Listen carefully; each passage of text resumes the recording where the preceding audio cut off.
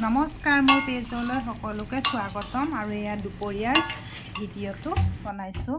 আজি মই বামি মাছ বনাইছোঁ আৰু এয়া চাওঁ মাছৰ তৰকাৰী আৰু দালি বনাইছোঁ আৰু একো বনোৱা নাই আজি, কাৰণ ডক্তৰৰ তাতে গ'লোঁ বাবুক লৈ, সেইটো কাৰণে দেৰি হৈ গ'ল।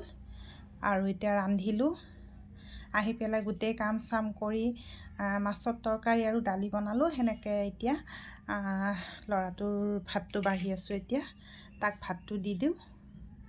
আৰু এই চাওক মাছৰ তৰকাৰীটো খুব ধুনীয়া হৈছে আৰু তাক ভাতটো দিলোঁ। আৰু ইফালে মাইনাও ভাত খালে আৰু এতিয়া মই ভাত খাব বহিছোঁ। আৰু এয়া মই ভাত খাই আছোঁ, দালি চালি একো লোৱা নাই। এটা তৰকাৰীত এটা এনেকৈ গোটাই গোটাই বিলাহী দি দিছোঁ। চালোঁ কেনেকুৱা লাগে, এনেকৈ খাইনো এনেকৈ ভালে লাগিছে। টেঙা টেঙা এনেকৈ কামুৰি কামুৰি খাইছোঁ, মজা লাগি গৈছে। টেঙা টেঙা লাগিছে না। আৰু আপোনালোকে ভাত চাত খালে নে নাই জনাবচোন। আজি ৰ'দ নাই, আজি দিনটো অলপ বৰষুণ টাইপ হৈ আছে। সেইদিনাখন ভূমিকম্পটো বহুত জোৰে আহিল।